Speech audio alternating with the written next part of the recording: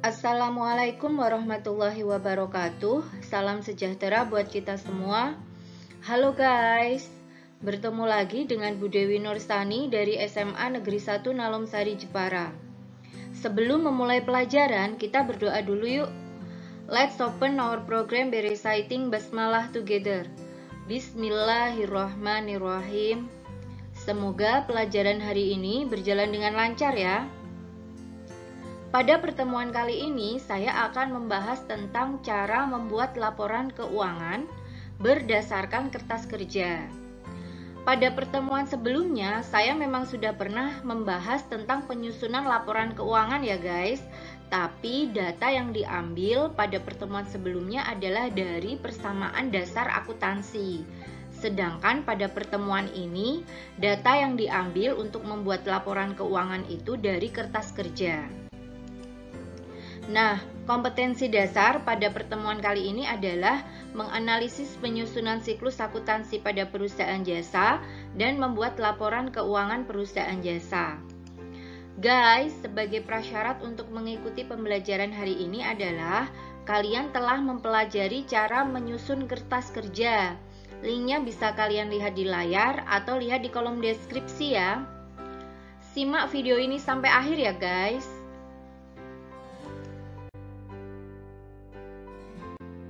Jenis laporan yang akan kita pelajari pada hari ini yang pertama adalah laporan laba rugi. Laporan laba rugi itu laporan yang digunakan untuk menunjukkan besarnya laba atau rugi yang diperoleh suatu perusahaan.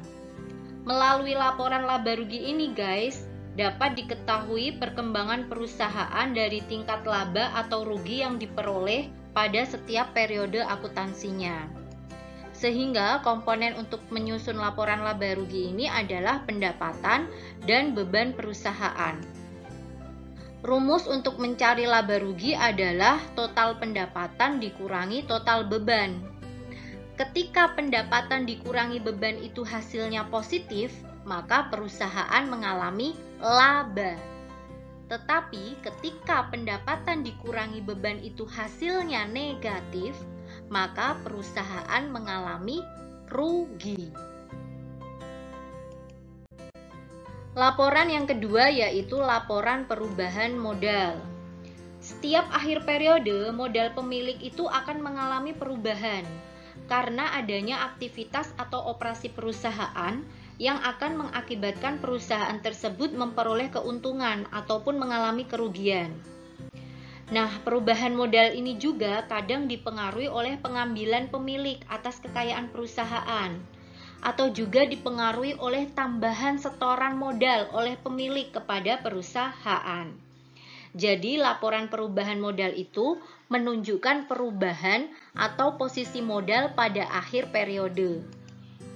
Komponen untuk menyusun laporan perubahan modal ini adalah modal awal, prive, dan hasil dari laporan laba atau rugi.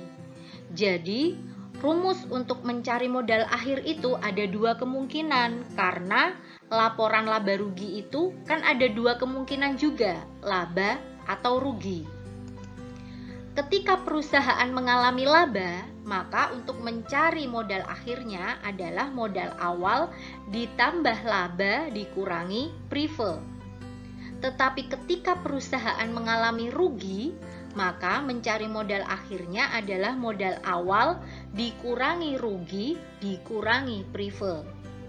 Saya ulangi sekali lagi, ketika perusahaan mengalami laba, maka mencari modal akhirnya adalah modal awal ditambah laba dikurangi prive.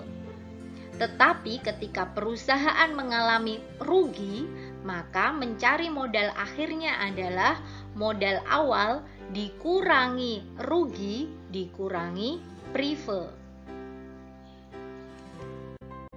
Laporan keuangan yang ketiga adalah neraca. Neraca adalah laporan yang menunjukkan keadaan keuangan atau posisi keuangan suatu perusahaan pada akhir periode.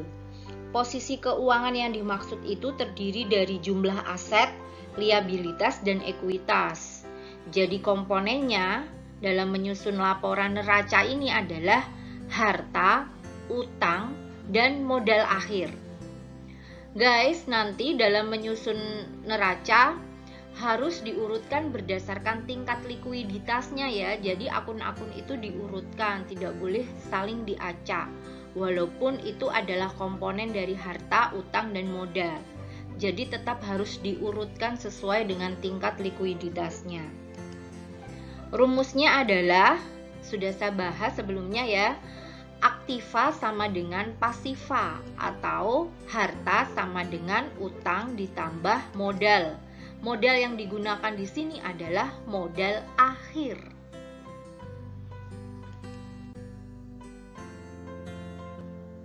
Guys, ini adalah kertas kerja dari Salon Dewi Cantika yang akan kita buat laporan keuangannya. Oh ya guys, dalam menyusun laporan keuangan juga harus urut. Dari dimulai laporan laba rugi dulu, laporan perubahan modal, dan neraca. Tidak boleh dibolak-balik ya. Karena hasil laporan laba rugi nanti akan digunakan di laporan perubahan modal.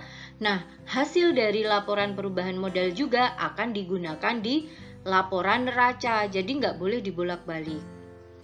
Untuk laporan laba rugi, kita menggunakan data dari kolom laba rugi. Nah, ini kolom ini yang kita pakai. Jadi nanti kolom yang lain saya skip ya untuk menyusun laporan laba rugi.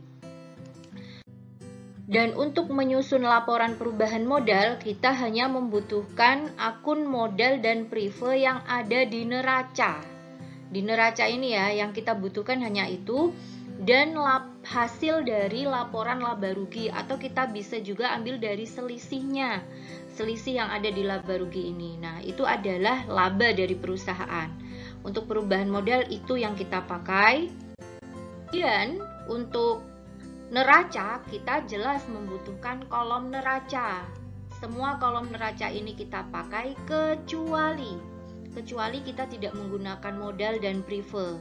Kenapa? Karena modal dan prive tadi sudah digunakan di laporan perubahan modal.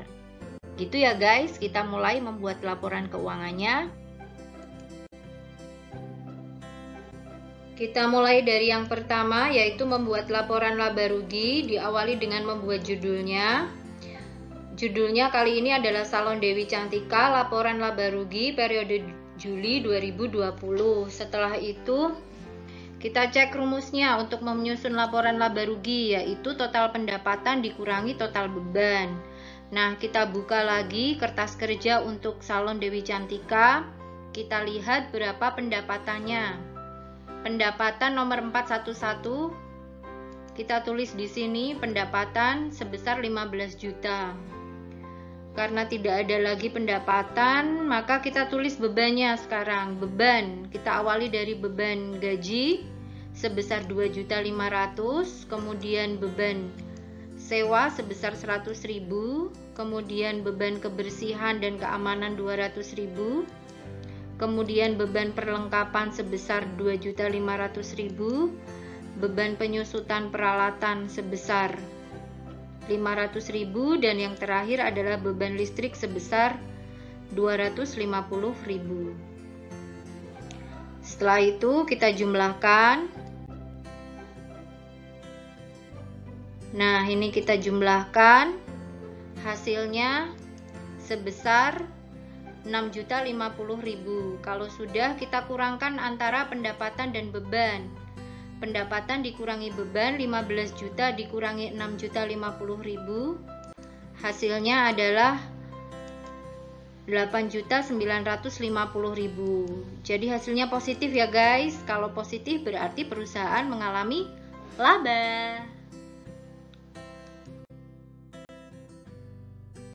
Yang kedua yaitu laporan perubahan modal. Kita tulis dulu judulnya, Salon Dewi Cantika, laporan perubahan modal periode Juli 2020. Setelah itu kita cek rumus untuk mencari modal akhir. Nah, karena perusahaan ini mengalami laba ya guys, maka saya gunakan rumus yang modal awal ditambah laba dikurangi prive. Setelah itu kita lihat berapa modal awal perusahaan. Kita lihat di kertas kerja, modal nomor 311, modal sebesar 20.000 atau setara 20 juta, ini kita pindahkan ke sini. Nah, kita tulis modal 20 juta. Setelah itu laba. Laba bisa kita lihat data dari laporan laba rugi tadi, atau bisa juga kita lihat di neraca di bagian selisih. Selisihnya ini, nah 8.950 atau setara dengan 8.950.000 rupiah. Kita pindahkan ke sini, laba 8.950.000 rupiah, kemudian kita jumlahkan. Maka hasilnya perusahaan mengalami kenaikan modal sebesar 28.950.000 rupiah. Setelah itu kita cari prive perusahaan. Prive nomor 312 sebesar 2.000 atau setara 2 juta. Kita pindahkan ke sini prive. Setelah itu kita kurangkan. Hasilnya ketemu modal akhir perusahaan sebesar 26.950.000 rupiah. Jangan lupa kita closing atau garis 2.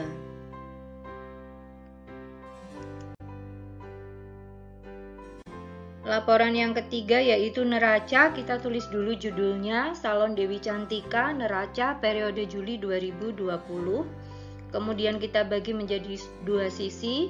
Sisi yang kiri adalah aktiva, sisi yang kanan adalah pasiva.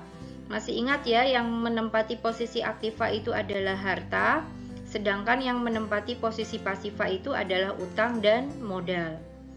Kita cek kertas kerja yang bagian kolom neraca. Kita pindahkan sesuai dengan tingkat likuiditasnya ya.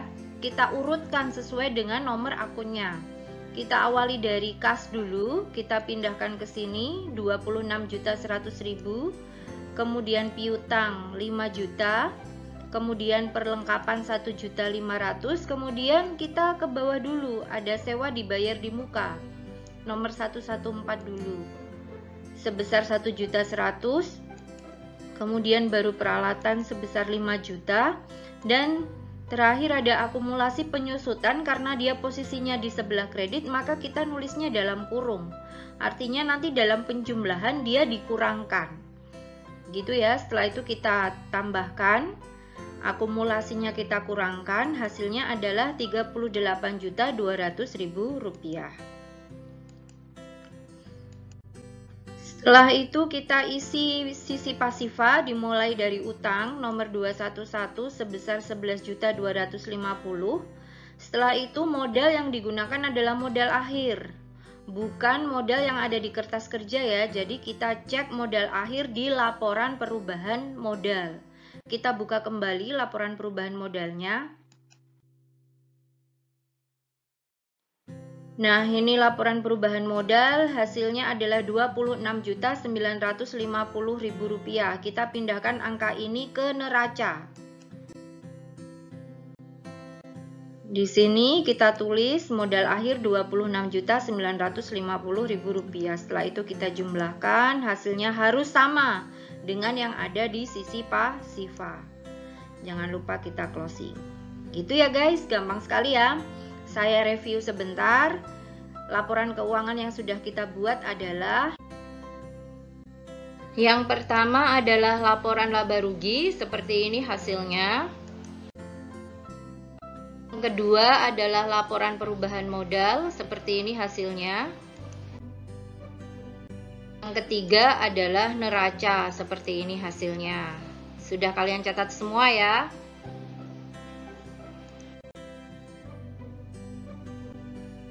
Sampai pula kita di penghujung pertemuan. Guys, kita belum tepuk accounting ya. Kita tepuk accounting dulu deh.